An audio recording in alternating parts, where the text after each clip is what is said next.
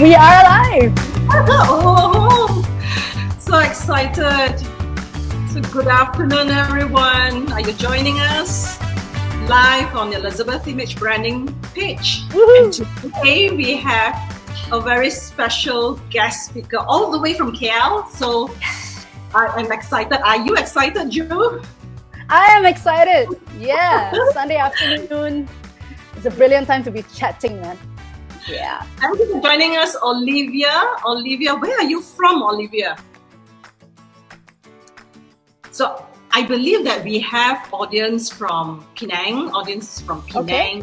KL, right? So let's see. Olivia, where are you from? I see a smiley face. Yes. I know, Olivia. Olivia from PJ. Yay! PJ represent. Yeah, that's why I need to ask for this session because Shirei is from Penang. So we have a good crowd from Penang and KL as well, right? Awesome. So this is awesome. So Yeah. alright, so now we are live. Once again, thank you for joining us. Good afternoon to all our audience, and especially today is a very special day to our Muslim friends, both near and far. I want to take this opportunity. I think both of us want to take this opportunity to wish you Selamat Hari Raya and Maaf Zahir Batin. And in the past years, Hari Raya is a time of feasting and celebration for many. But while for this year, I think celebration may look somewhat different, yeah? Ju? I think Yeah, it's quiet. Well, we had fireworks. I could see and hear fireworks at midnight. So that was really, really nice. At least the mood is there, yeah. But for those Yeah. who are observing MCO and unable to go home for your Raya, we still wish you, we really want to wish you a blessed celebration with friends and family through, virtual, all right? So Selamat Hari Raya, and look at us, we are all excited. Yes! I am on my kebaya. Sorry, cannot see. My batik! Woohoo! We caught up with the mood, all right? Yeah. So Yes! the only thing missing, Joe, right now to me is I miss my rendang and lemang. Even the name rhymes. Oh my. I've got chicken rendang. I'm going to have some chicken rendang tonight. You have? Oh, lucky you. And I miss serunding. Where can I get serunding at this time, yeah? I don't know. People, if you're listening, go send Elizabeth some serunding, please. Some Penang, good serunding. Teresa Tan's from Penang. I know you're a good cook, okay? Teresa, your house is not too far from mine. Please send me serunding, okay? Or rendang. Rendang will be fine. Anything, all right? So once again, thank you for joining us. Thank you for joining us live here. I'm really curious to know where you're from. If you have just joined us, type on the comment box, all right? And tell us where you are, all right? Okay, so let me officially start today's session. Cool. Oh, cool. Joining us right here on Elizabeth Image Branding Live, and I am your host and moderator this afternoon. My name is Elizabeth Ho, founder and CEO of Elizabeth Image Branding. A little bit about myself: I'm a certified image consultant and a transformational coach, helping men and women to discover their true authentic self, empowering them to communicate their authenticity through their appearance and through their presence with power and influence. I think that is what is, my passion is all about, really to bring out who you truly are, the person that God has created you to be, and then not just for your own benefits, but to make an impact in the world. And today we will talk a lot about making an impact, with Juwita. So this is, I came up with, since the MCO started, I came up with this Dare to Bear series hosted by Elizabeth Image Branding. It's a series of 1 hour interview where I will invite local speakers, international speakers to come together to talk about topics where nobody really wants to talk about. All right. So Okay. I'm taking the courage, to break the boundary and let's be real. Okay. We want to talk about topics that are real, and not just about, purely on your successes, on how you made it, and who you are in the social media world, but somehow what makes you who you are, the things that nobody sees. So this is what Dare to Bear is all about. And That's today we have Juwita Suwito, all right? Who is Yay! Juwita? Who is she? I don't know. I don't know. Let me tell you a little bit about Juwita, all right? Besides, she's a very dear friend of mine, and also ex-classmate from Bukit Bintang Girls' School. Yeah, Bukit Bintang.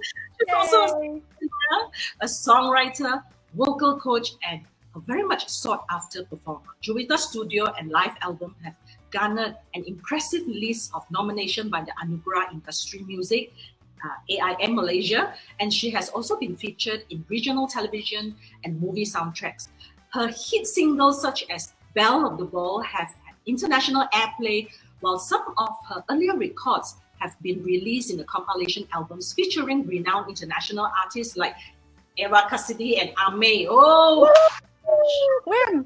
so this is our Juwita, our local born, Malaysian born Juwita, all right? Juwita's performance highlights include the Kota Kinabalu Jazz Festival in year 2012 and 2016, right?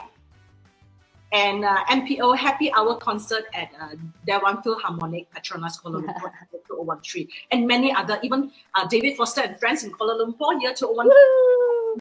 Yeah, and please Google about our guest speaker today, and you will find out more and more about her. So let us put our hands together to welcome Juwita Suwito. All right. Hi, everyone. Yes, Ju, tell us a little bit about yourself. A little bit about myself. Okay, so I was born in Malacca, grew up in Malacca, and then I moved to the Klang Valley when I was 10 years old. So that's when I went to BBS, yes. Sorry, there's this fan club, if you've been to the school, right? It just end up being, for a lifetime fan club membership kind of thing.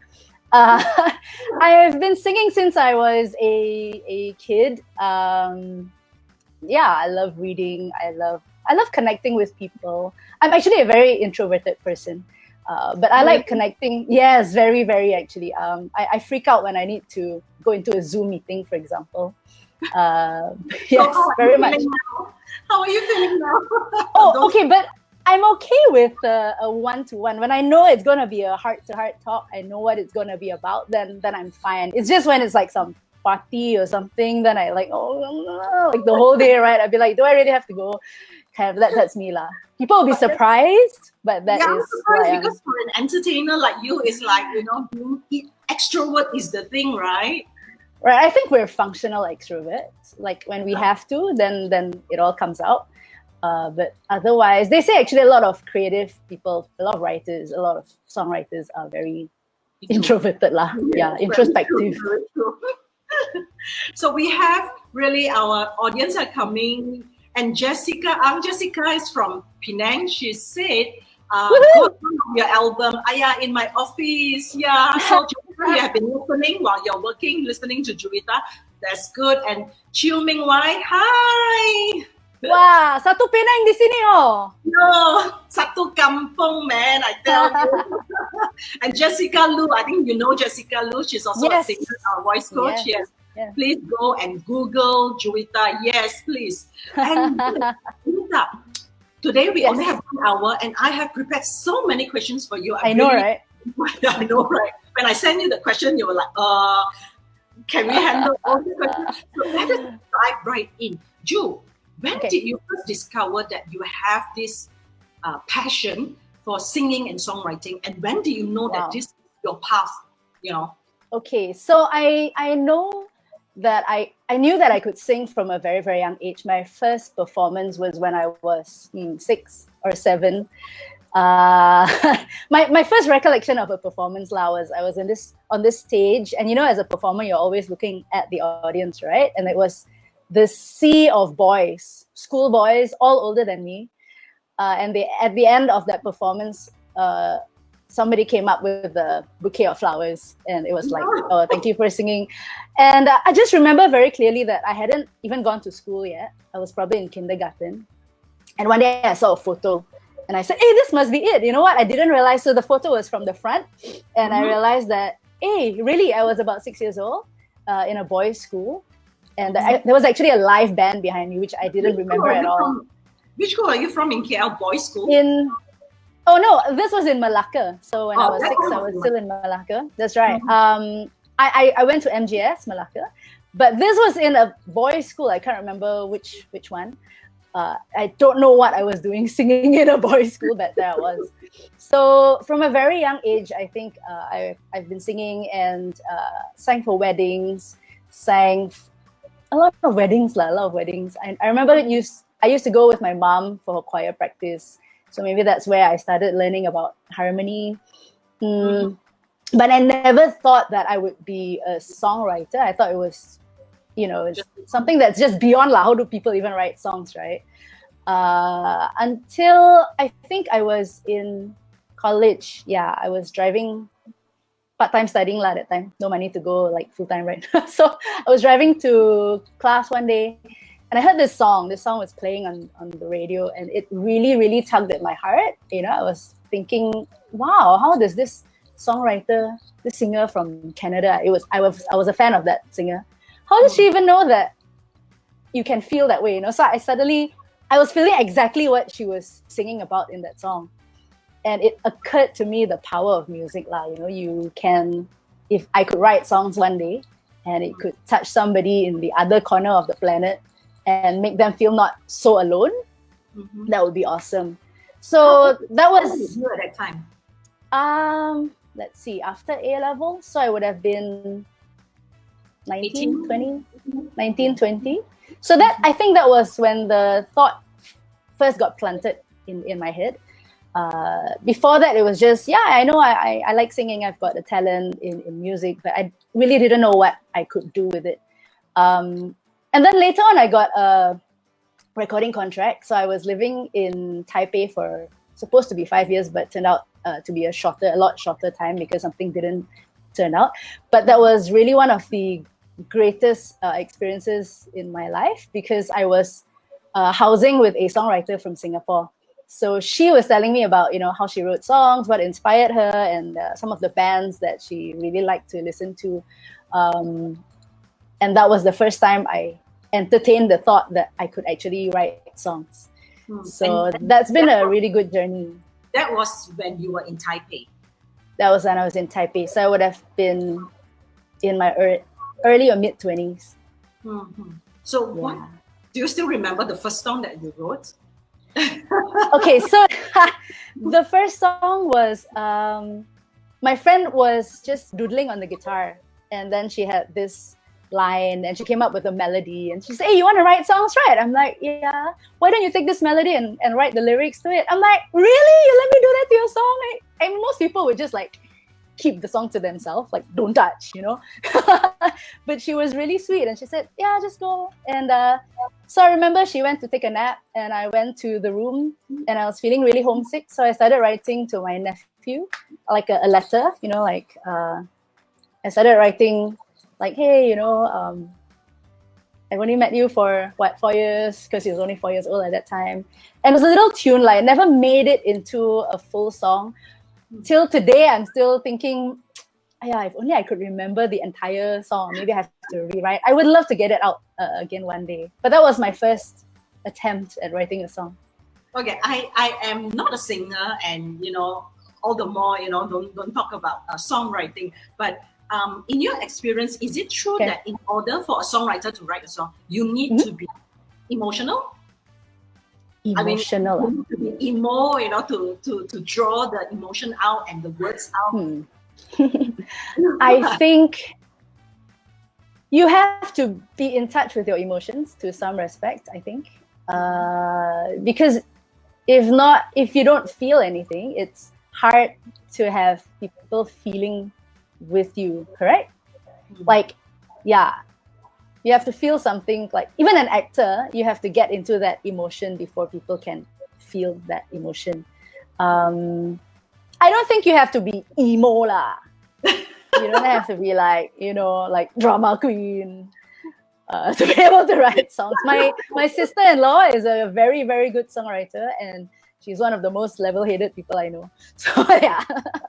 So basically, I think that helps us to understand, because you see, there's this misconception that artists, singers, entertainers, they are emotional people. That's why, I even read once, I can't remember where, in an article that the highest rate of suicide actually came from, this group of entertainers. So this is a myth that I want to really hear from, from you being in this industry. Is it true that those who are involved, singers, artists, are emotional and, very often not able to kind of like control what they feel, you see? Yeah. So I think there is a whole spectrum.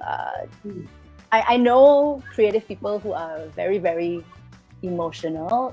They literally wear their hearts on their sleeves. They can be really cool and happy at one time and then be very like uptight because something triggered. And I suppose it comes with being passionate about something. When you create stuff, there's passion involved, right? So if you're just like, okay, whatever about everything, then it's not passion lah, right?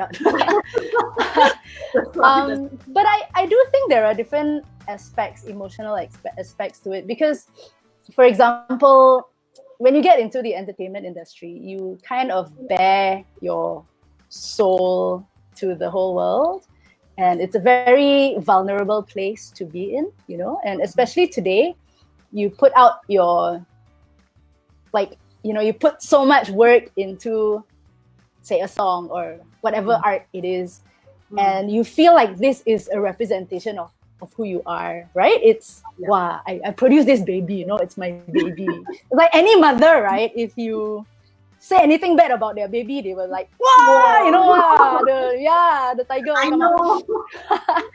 So, in a sense, but to other people, that baby of yours is just another product. So when they say things like, oh, that melody I heard before, it's like, wow, step.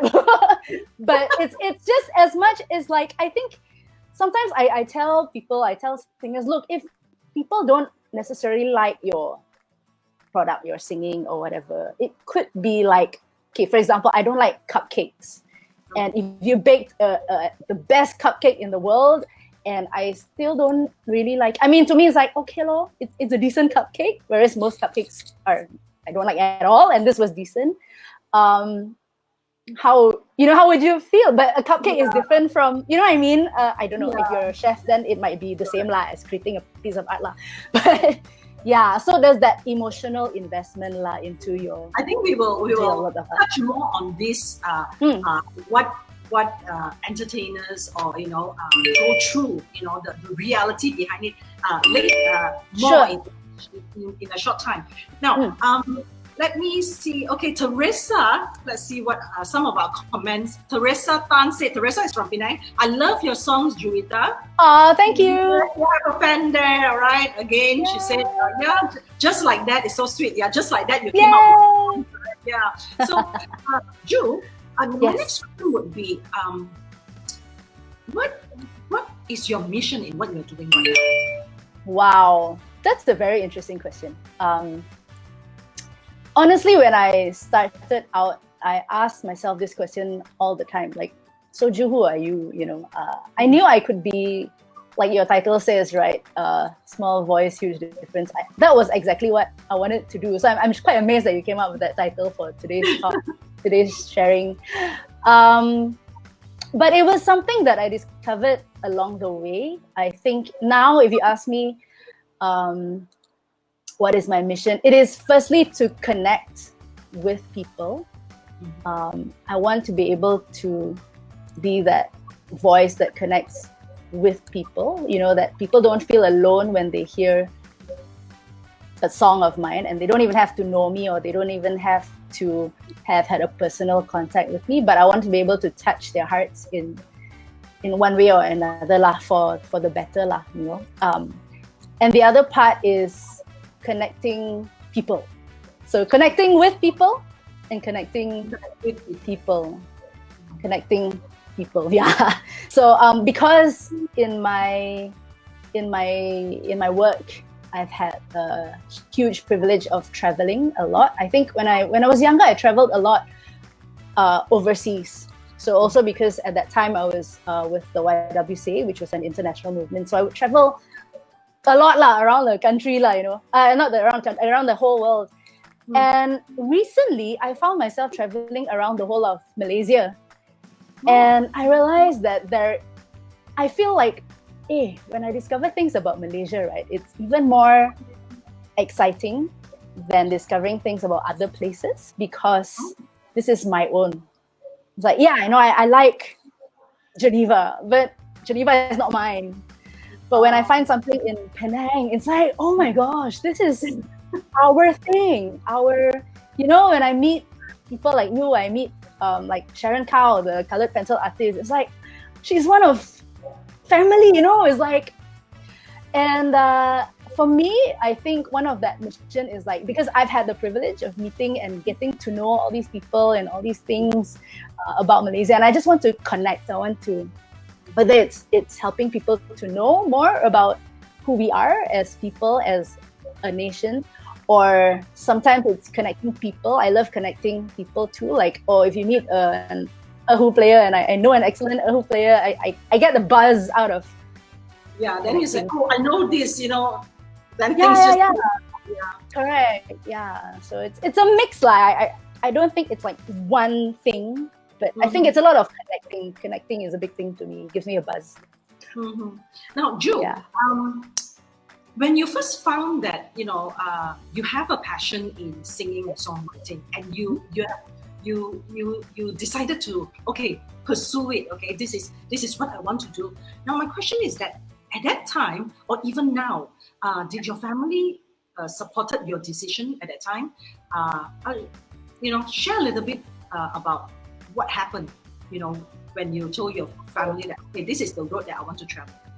Okay, so my family has, since I was a kid, have been very supportive. When I wanted to learn the violin, my mom said, you go and finish piano first. Then I was like, I got ang pao money, so my dad said, okay, with your own ang pao money, you can go and buy the violin. But I didn't realize, and he also didn't realize, but maybe he knew they had to pay for the fees, right? So the violin, which was only 50 ringgit. So in that sense, they've been very, very supportive. I come from a very musical family as well. So not just both sides, my mom's side, a lot of them are musicians. Maybe not all of them are in music as a profession, but they're all very musical. My dad's side as well. I just connected with my dad's side of the family and realized that, oh my gosh, there's so much music flowing in their bloods. So in that sense, not really. I didn't have that struggle. I was also fortunate because my brother, who is 10 years older than me, started out in the music industry first. So it's like he already paved the way. Paved the way. Yeah. Correct. Although I must say that sometimes, and this is something that I face now, not earlier, is that, you being an artist, you have to do a lot of publicity things and getting out there. So sometimes they don't really get that. They're like, again, go radio for what? Like, get on TV for what? It's like, why?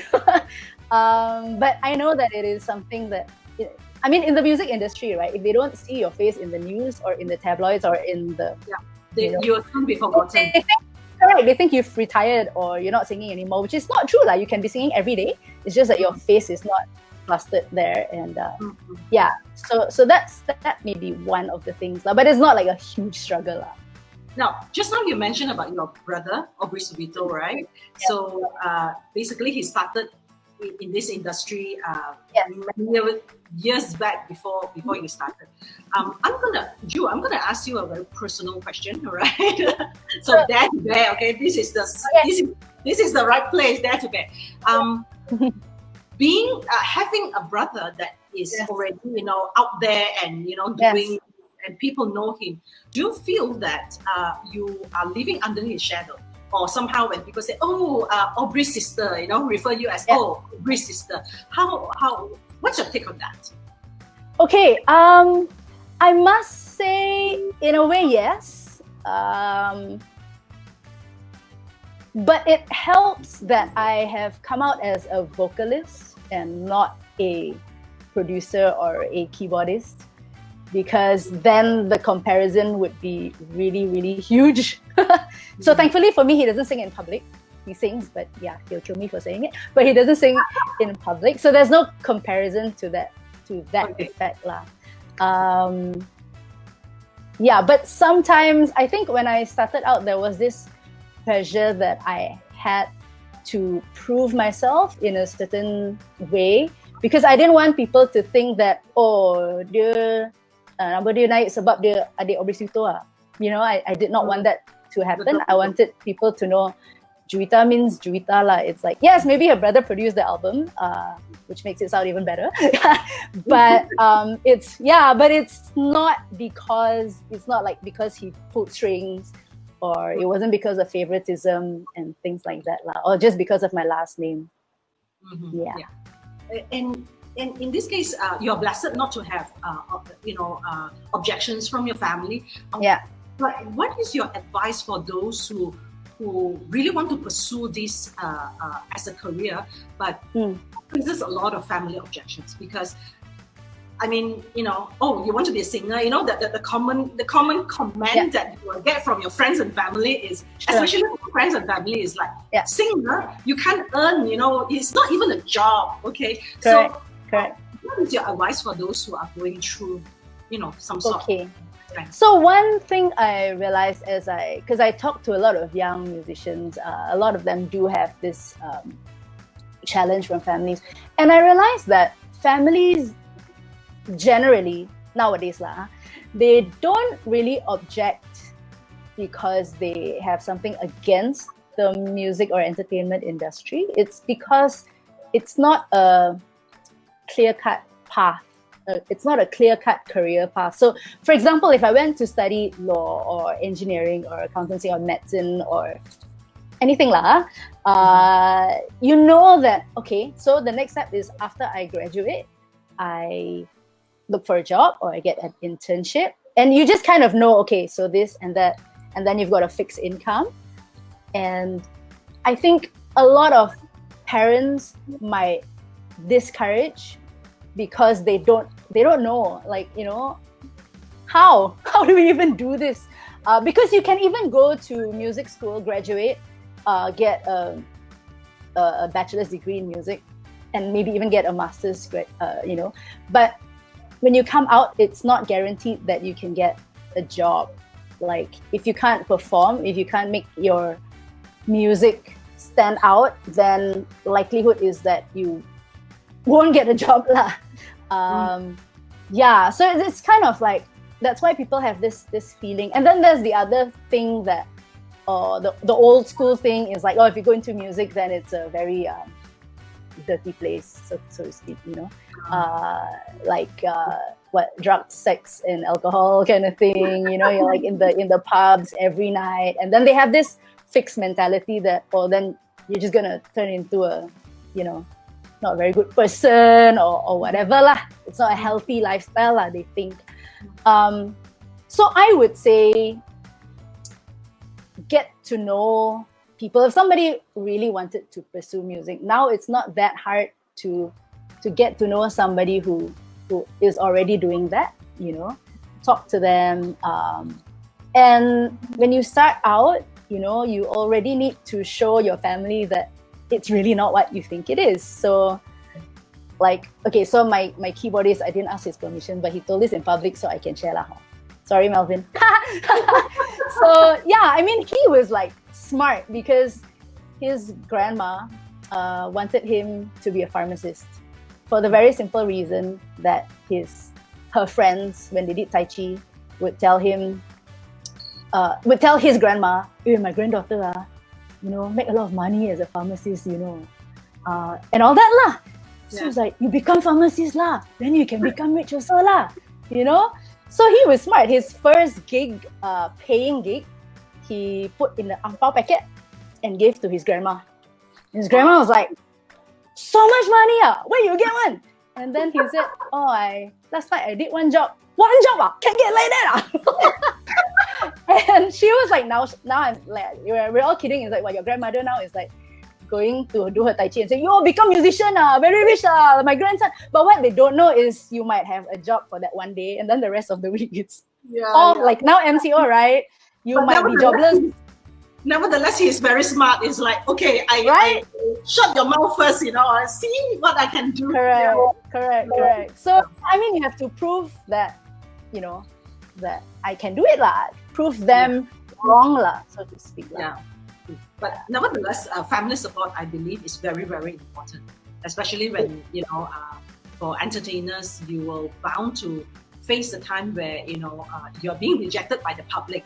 And the last thing you want is even your own family rejecting you, So, for those audience out there, if you have your children or your grandchildren who is pursuing this or have a passion in this, do support and nurture them. All right.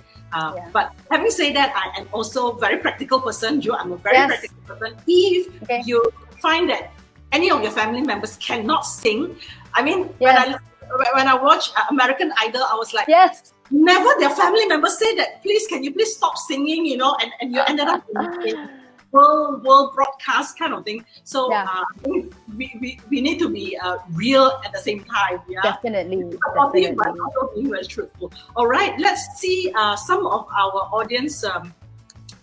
Again, I think Teresa is one of your fan. Okay, my daughter and I love your song you sang with your team recently. I Raise a Hallelujah. Yes, I heard.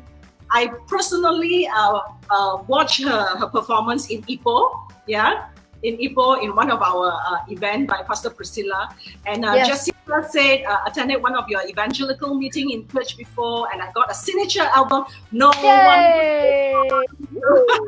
And Jessica, yes, our dear Jessica, your voice has definitely touched many of our hearts, and I believe that is very, a very pure place in the heart of yours as well. So yes, I from all this comment, you begin to see that really we can actually make a difference in people's lives through our voice, right? Yeah. So for those who have just joined us, all right, thank you for joining us on FB Live. And here I'm your host and moderator, Elizabeth, founder and CEO of Elizabeth Image Branding. And today is our third session of Dare to Dare series, and we have Juwita Suwito. Juwita is a songwriter, a singer, and she's a really, really good friend of mine from Bukit Bintang Girls School. I need to promote, our alumni. I had a Zoom session on discovering your personality style, and one of my ex-classmate all the way, back then we were in the same class, Form 5, so her name is Anne. So Anne joined my session, and I was surprised. I was like, I haven't met her for so many years, since 17. Now, Ju, my next question is that share with us some difficult moments in your singing and songwriting career. I mean, let's be real, right? Just now you mentioned that your keyboardist handed an ang pao to the grandma, and you so rightly mentioned that it could be the rest of the 1 month salary, all right? Yeah. So there are a lot of things that we don't see. Of course, being the public, we only saw the glamorous part, the successful, and the limelight. But what is the reality behind this industry? The first thing I think is to realize that some people will love you and some people will hate you and some people will just don't care. So if you don't take yourself too seriously, I mean, and just be comfortable with this is who I am, of course you don't give people reasons to hate you lah, right? But but if just putting yourself out there as who you are, you're putting your best foot forward, and people don't get it, that's totally fine, because like I said, cupcakes.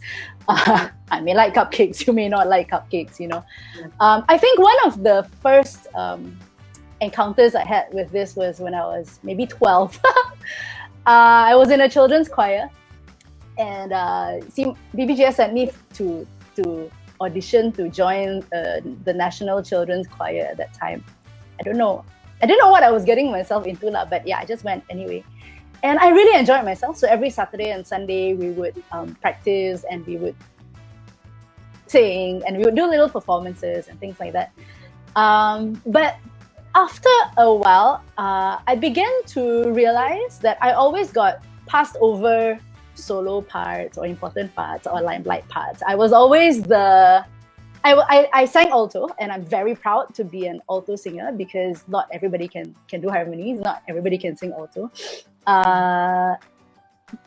And for some reason, I was like, why? How come? Because at 12, I already knew that I was capable of performing. I was already recording, right? And I was like, why? And I remember having that question, and again, yeah, like you said, supportive family is great, So I remember going to my brother and saying, how come? Something like, I don't remember asking him, but I remember him saying something like, people have different tastes. Maybe they're looking for a different kind of sound or a different kind of voice or different kind of look, or whatever lah. Yeah. And today, when I look back, I am pretty sure, 90% sure, that of the entire choir, I'm the only one that is actually singing.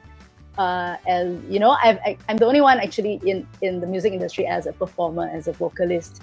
And so I always remind myself that, just because you get passed over or you didn't get picked for that orchestra part, it does not mean that it's the end of the road for you. Maybe at that point you weren't good enough, could be, So sometimes we need to work harder. Maybe you weren't outstanding enough. Do you know what I mean? Because in the music industry, it's not enough to be mediocre. It's not enough to be an okay singer or an okay performer, because everybody also can like that. Why should I go and pay money to correct or to get you to record or to play or whatever lah? So so that's one. Maybe that's probably the main thing, just overcoming rejection, overcoming fears. So you really need to be thick-skinned in some way and don't take it seriously. Yeah, it's like, okay, this is not your cupcake. Maybe you prefer cheesecake. So okay, you just move on. And the world can be fulfilled lah.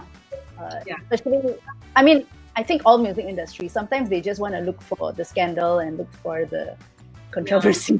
And this is in your department. You go for a big show, right? And you sing your heart out. And the only thing people are commenting about is what you wore. I appreciate that a lot of effort goes into how you portray yourself. But sometimes that's all they see. They don't even hear. So, yeah. And how you overcome those comments?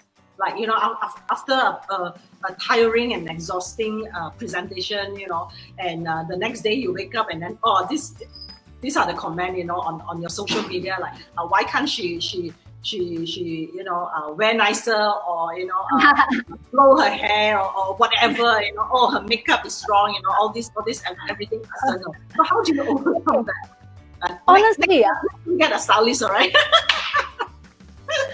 Honestly, right? I have kind of been sheltered from that, because although I kind of like put a foot into mainstream music, I'm not as much in there as a lot of my other friends are.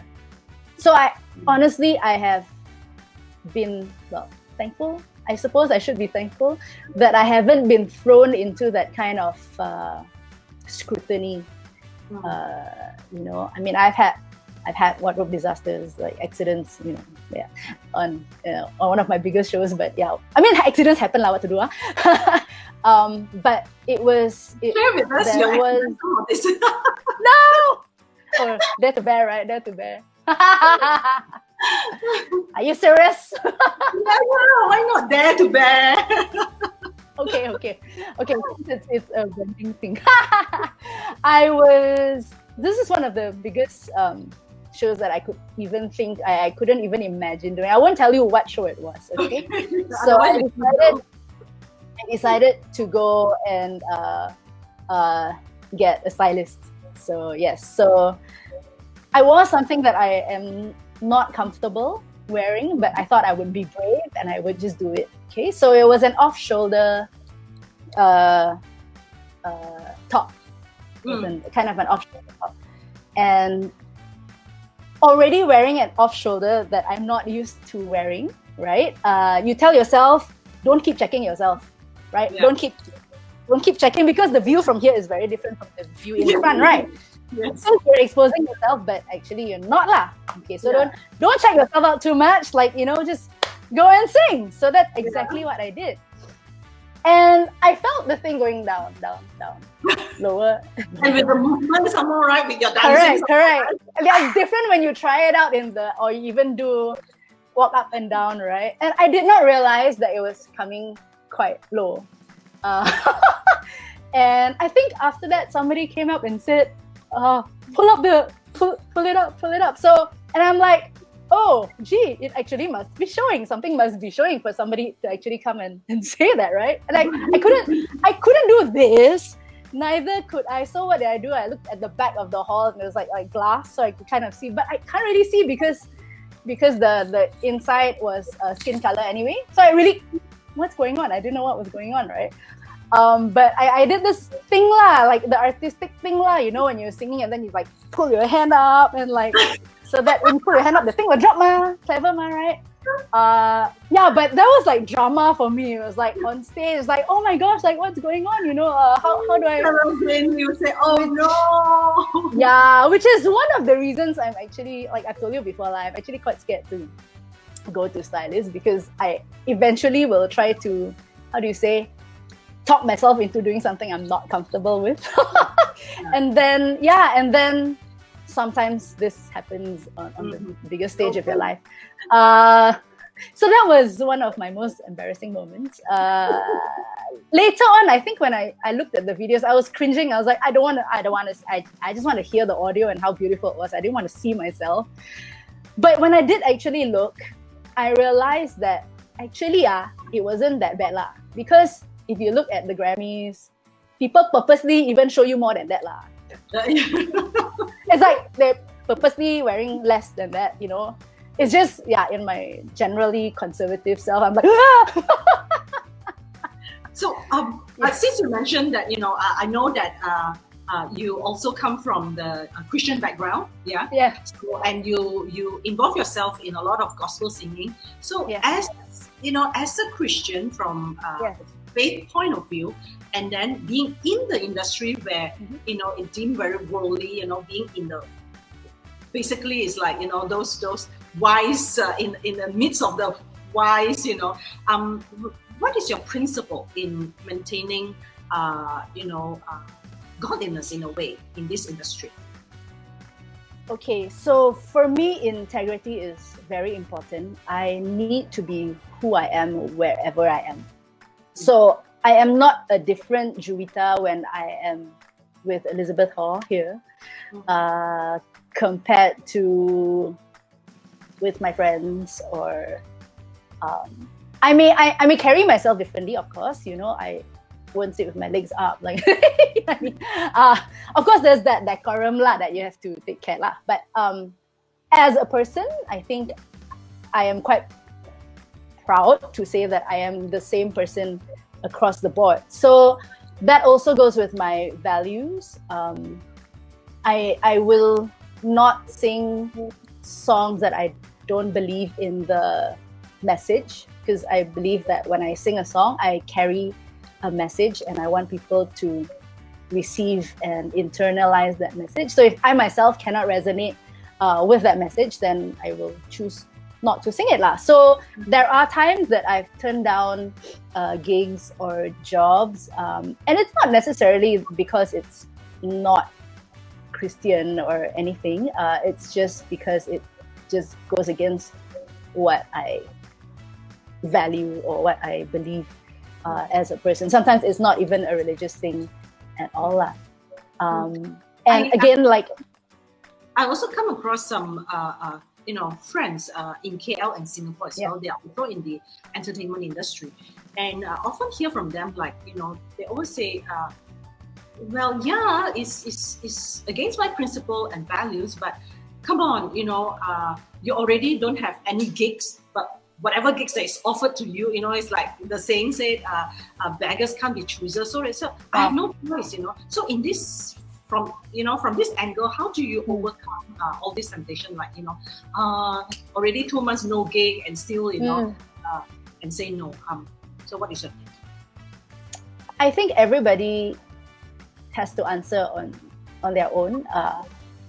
I haven't been in a situation where it's easy if it's just you, but in a situation where there are a lot of dependents on you, like if you're the boss of a company and you don't take a job and it means that you might have to lay off half your staff, then it's a very I wouldn't impose my views on that person who needs to take that job. So it's very easy sometimes to say, oh yeah, you should this or you should not this. For me personally, there have been times that I've said no, and it turned out to be better because another door opened. So I believe that when you honor your values, you honor your principles, when you honor God, things will work out lah. God will honor you in return lah. So, but also I have a team, and I'm very blessed to have a team. I remember the first time we had an invitation to do a festival in Bali, and I know that my band really, really, really loved to go and play at a international festival in Bali. But when I researched about the thing, and something just didn't feel right lah. It wasn't wrong. It wasn't like an outright wrong thing, or I didn't have to go nude on stage or anything, Not like those like black and white things, but something inside me just felt, maybe not. But I felt bad because how are my band? It's like how would they feel if I turn this down? Then they also don't get to chance. What was their reaction when you say, guys, maybe, we won't take up this program? So what I did was, I told them, hey guys, I have this invitation. I'm not sure what to think about it. What do you think? And I think there is that trust in my band. I also pick the people that I work with based on a shared values, because of their great character. And to me, that's very important, because you can be the best musician in the world, but if you bring a vibe that doesn't jive with everybody, then it's hard. So I remember I said, okay, I think I know what I should do, but I didn't want to just do it on my own. So I said, what do you guys think? So they all say, look at the website. Oh, and then after that, one by one, they're like, Jua, it would be fun to play at that festival. Bali, someone never gone there before, no. But I feel like, maybe not lah, and it was a paying gig, it wasn't free. A lot of festivals, they say, oh, come and play for free and then you get exposure kind of thing. And I'm like, oh, okay. Then I didn't feel bad anymore, because like half the team was like, maybe not, I'm not sure about this. And then the rest were like, yeah, no, whatever, it's fine, say no. And I'm like, wow, that's amazing. Yeah, so I really love my band lah for that. Looking forward to meet them. Okay. Yeah. Were they there during the conference, the Hub Unseen Beauty conference? Some. That wasn't my usual band. I actually brought more women there. During that session? Okay. Yes. Yeah. So it wasn't the standard band. Okay. Yeah. So yes, let's see. Thank you for joining us. I think more and more people are coming on board. Yeah, Jessica says, need to be thick-skinned, but always stay true to yourself. That is so true. That is so true. Now, today our title is Small Voice. Okay. Huge difference, right? So I want to ask you, how can we actually use our voice to make a difference in our community, even in our family? Let's start with our family, then community, and then the world. How can we use our voice? Wow. Okay. So earlier, as I was saying, if you were with us earlier, I think one of the first thing is to discover what it is you are passionate about. Like I said at the beginning, I had no clue. I wanted to make a difference. I want to make a huge difference, but I didn't know what I wanted to make a difference in. So I think it starts with trying to be the best that you can be, and gathering that experience and taking stock of what matters to you. So, like, I think now at 40 plus years old, I know that I am passionate about conservation, for example. I'm passionate about conserving our wildlife. I am passionate about nation building. I am passionate about bringing the Malaysian music further into the forefront of Malaysian society. A lot of times, I know that the Malay mainstream music industry has a huge following, right? But if you go into your urban spaces, you go into your retail outlets, 95% of the time they are playing foreign music. Yes. And I'm like, why? And then you have radio stations that say support local, tapi dia punya music semua foreign. I'm like, it's like so oxymoron, support local, and the next song, and the next song, and the next song, and the next song is from America, Australia, London. Where's the Malaysian music?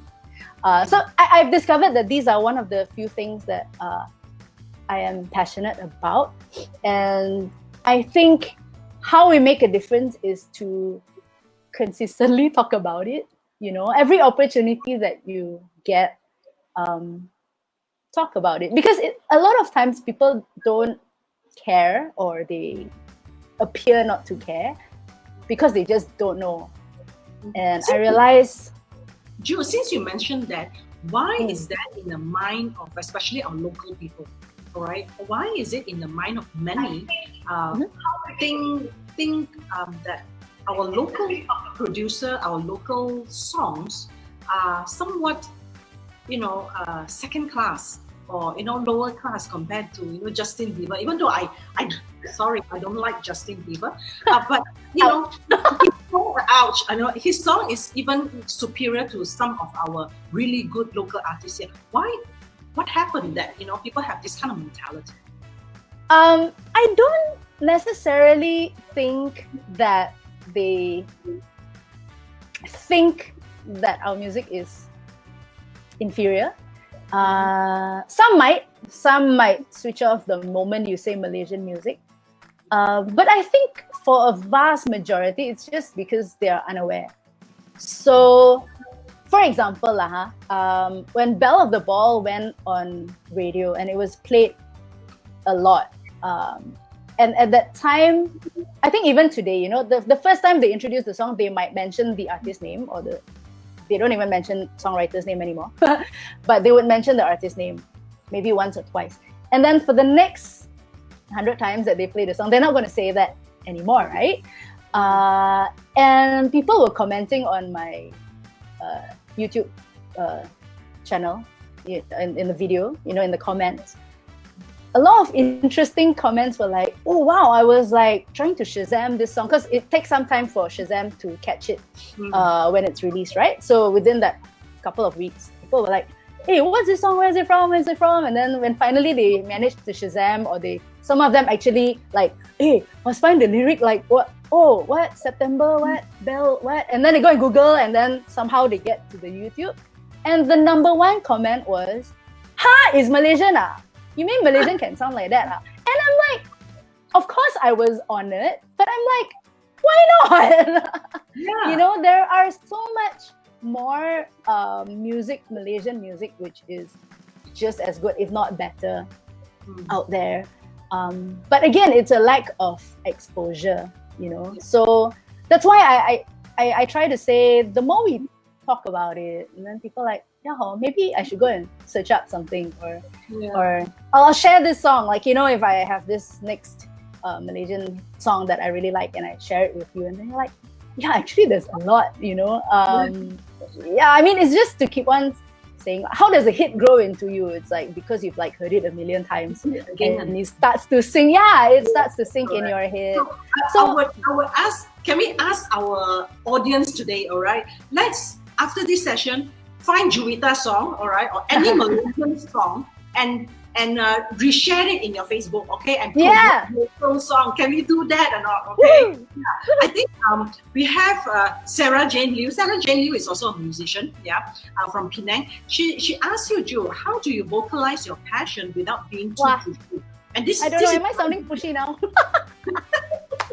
Never mind. You have Elizabeth for you. That's why I suggested. Let's reshare. Yeah. How do you handle this? That's really interesting.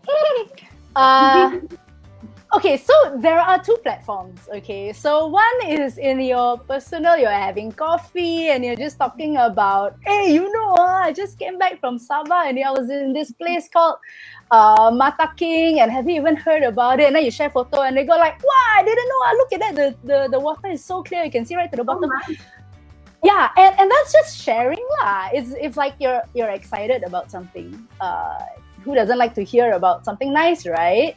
I don't really talk about things I don't like, so it doesn't. I suppose it's not like I'm condemning or something. I generally talk about things that I like, unless it's like dirty toilets. Then yeah, last time I would like talk a lot about why our toilets are dirty one. But generally, it's like there's something that you love that you discovered, and then you share it. And people are like, hey, I also want to see lah. I also want to go. That's the approach I take lah. But coming back to Sarah's question is sometimes, and I've also had this recently, when you're in a meeting, and you suggest something, and then it's not really picked up, and then you kind of say it again, like, actually, just now I was saying, maybe, and then it's not picked up again. Generally, I would stop there lah. I wouldn't repeat myself a third time. But also because I'm quite a paiseh kind of person, I say once or twice enough already lah. And I also don't like to be nagged. I'm the type that if you tell me to do something, chances are I will purposely don't do it. It's just who I am. I prefer to do things because I am convicted of it. Maybe I can also share a little bit. Maybe my passion is not in singing, Sarah. You know me. I am into image management, image transformation. But throughout my business model is I don't push products. Like I wouldn't come to you and say, hey Ju, attend my course. You need to have a stylist, okay? Or after 2 months I say, hi Ju, when is your next presentation or gig? I can come on board as your stylist. I don't I don't push my services that way. But I can also do other things to kind of like create an awareness in the public about how important it is to have this image management. Say, for example, today what I'm doing about Dare to Bear show has nothing at all to do with image and styling. Can you see that? But it's precisely because of this session, I'm able to create an awareness that knowing yourself and having this confidence of being who you are, then only you can actually have the boldness and the courage to bear, you see? And all this intertwined with how you see yourself. You see, when it comes to image management or image transformation, it has nothing to do with what you wear.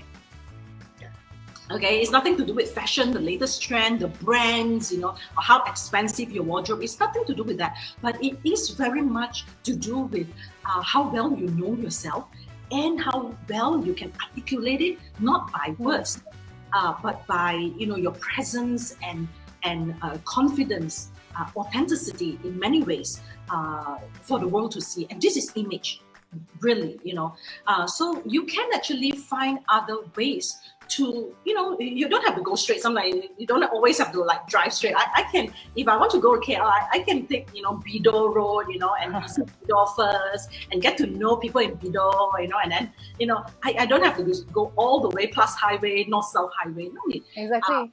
People don't realize that you're pushing, see?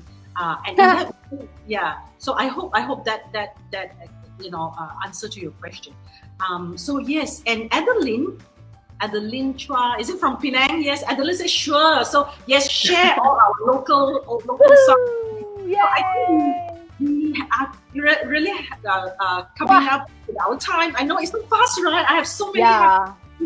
Okay, let me see. I have another question, maybe for myself and also many of my clients who are following this live. Many of us are not singers or entertainers. So in that sense, how can we also use our voice to make a difference? Wow. I suppose it's, like I said just now, talk about things. Talking about things helps people to break down barriers, I can talk about, okay, so just now I said I am passionate. I'm not an activist, so to speak. Wildlife Malaysia hasn't asked me to be the ambassador yet. But staying home, MCO has cleaned up our skies, and I can always just talk about it, share about it, things that I'm passionate about. And you don't have to be, actually the masses now have so much power, because it's like whether you share or not can determine whether our message goes out or not, right or not. So I mean, that doesn't mean my message or your message, but just generally any message, right? The more shares, likes, comments that you have on social media, just by sharing makes the message go up and up and up. But if everybody read already, then like, oh, I like, but okay. Yeah, I read already, I like, but I'm like, oh, but I'm not going to share it lah, then you are not voicing out lah. So that's one of the things that I really appreciate about like Sabahans, right? If you release something about Sabah, right, it goes viral one, Yeah. because they will like share lah, they will like, oh, even if they share, nobody click like also never mind, they will still share. They don't like think so hard like, oh, you know how much money you paying me to share, or things like that. So I mean, if you're in a totally different industry, you can still share about different things, like exactly like what we're doing now, right? It's like like music. You're not a musician, but you're talking about something else, and different platforms. It just reaches far and wide lah. And I think everything interlinks anyway. Yeah.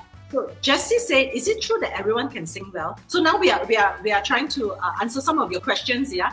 Is it true that everyone can sing well? Perhaps yes, everyone can sing well, but perhaps some of them don't know the technique. So okay. What is your comment? I think everyone can sing. How well you can end up singing after, say, okay, so obviously you have to practice, right? And you have to polish your muscles, like, but it's like, okay, everybody can run, correct? Unless you have an injury, unless you have a leg problem, everybody can run. It's just how fast can you run only. So I can run, but I will probably lose to Elizabeth because my body makeup is not, and no matter how hard I train, I'm not going to be able to run like Usain Bolt. Okay, so there is that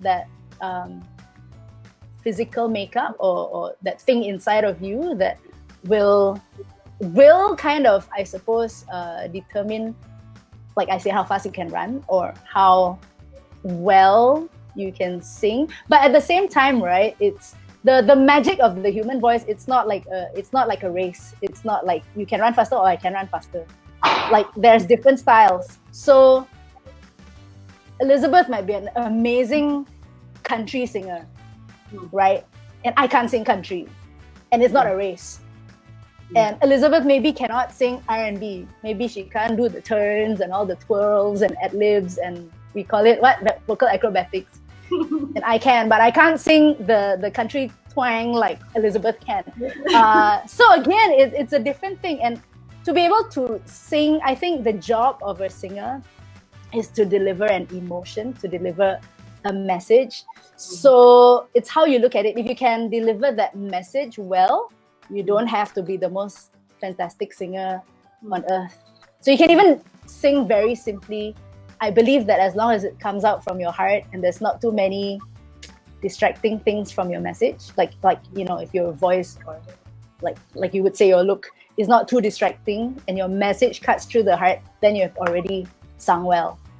Tell us about the most recent project. Or the first time when I watched that video. Oh, okay. I don't want to break. Yes. Okay.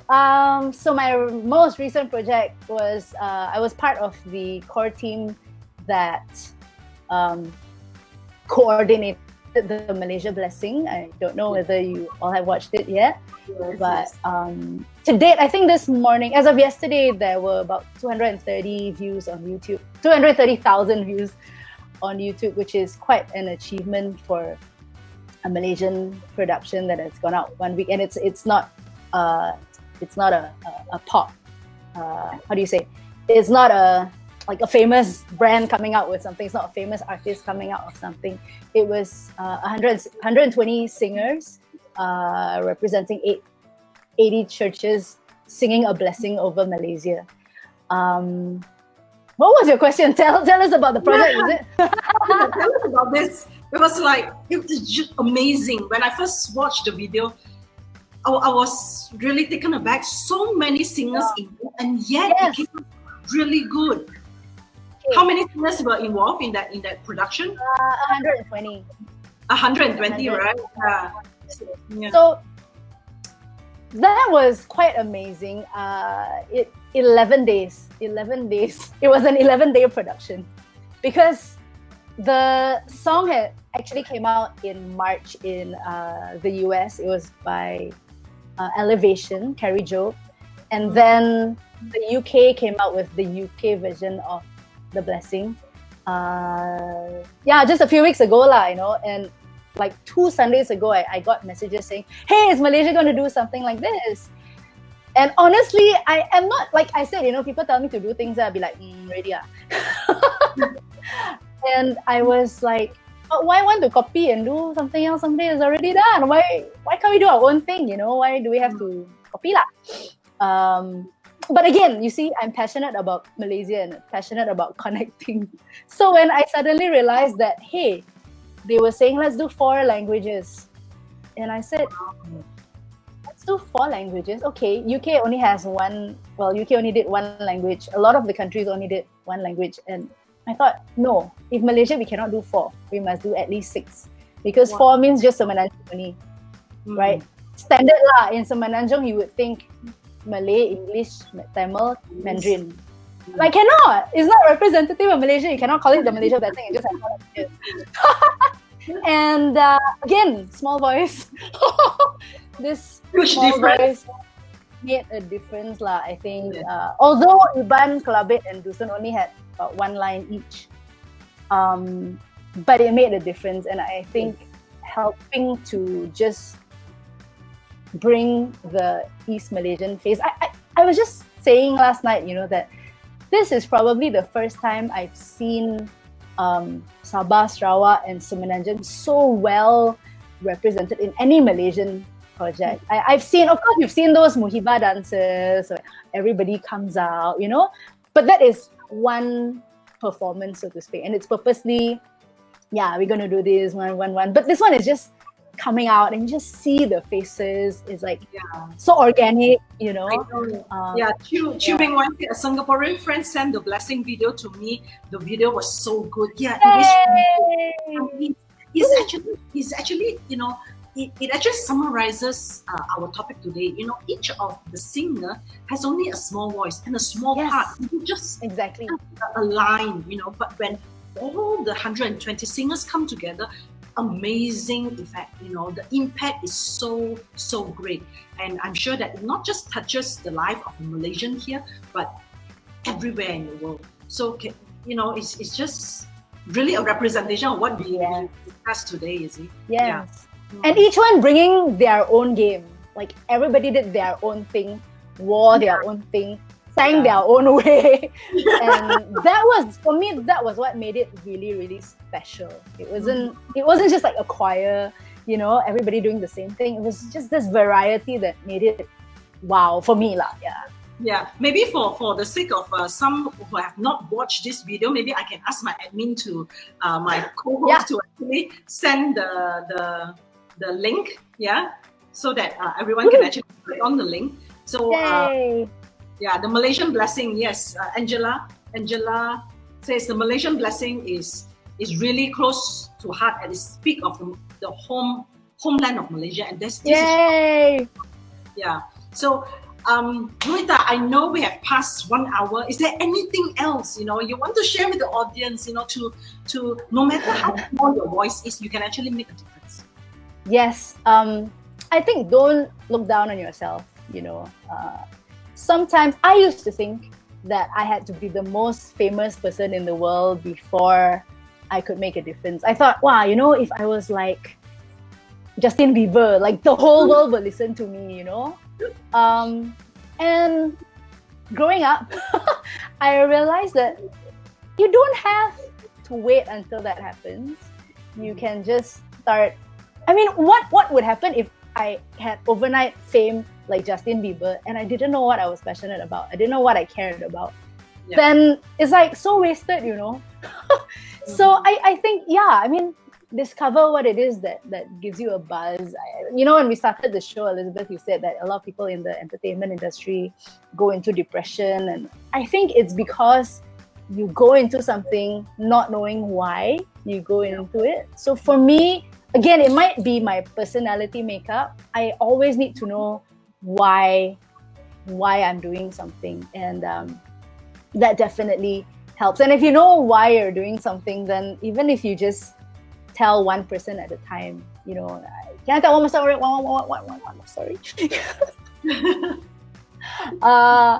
This was, we were doing mentoring. We wanted to mentor musicians in this particular state, and we were actually targeting people who wanted to become professional musicians. And then when we finalized a group of 20 or 30 people, I realized that not all of them wanted to be professional musicians. So at first, I was like, salah sasa already, like wrong target audience, how, But because it was like a whole 2-year program, I'm like, oh no, it's like, are we getting the wrong people?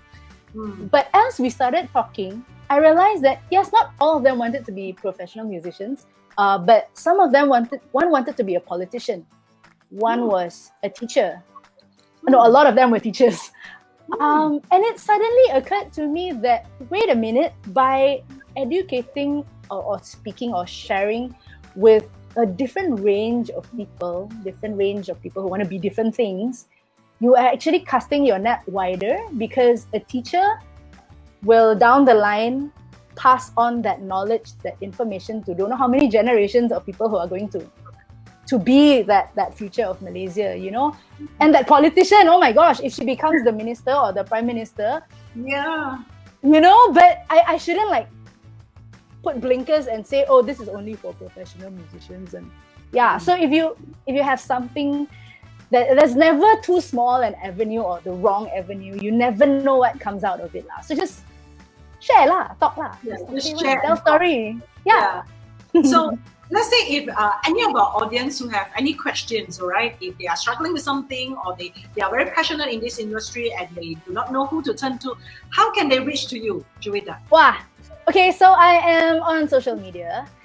Username very, very creative, Juwita Suwito. That's all. So at Juwita Suwito. You will find me on Facebook, Instagram, Twitter. I am not the most prolific poster. I don't post photo of my cat. I don't have a cat. Of my dinner and lunch and everything. But I am there. So if you see that, like, wow, Jamie Wilson. If you don't see my posts like from today, it doesn't mean that I'm not there. And if I can, begitulah. Okay, so for those of you who, yeah, I would strongly encourage you to follow Juwita, all right? Yay! Join in a passion to promote local production and Malaysian made in the Buatan Malaysia, okay? And really, so to summarize today's session is that small voice, no matter how small your voice is, when we come together with one mission, one vision, we make a huge difference. So don't stop, voicing out your passion, voicing out for the truth, voicing out for your calling. Yeah. And Exactly. Eventually one day you will realize that your little voice make a difference in many people's life. So yes, thank you so much. I think we have, let me see, before we leave.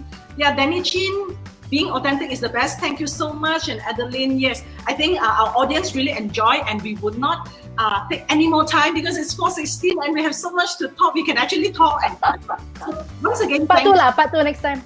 Yeah. So, okay, so we really want to thank you, Juwita, for spending her time with us today on Dare to Bear series, and like our page Elizabeth Image Branding to follow up with more session coming up. Next Sunday we have another interesting speaker all the way from New Zealand. I will keep my mouth zip first, okay, and I will post up more info. Yes. And Jessica said thank you, Juwita and Elizabeth. So thank you so much, and follow us, and we will bring you more powerful voices. Okay, so thank you so much, guys. Goodbye.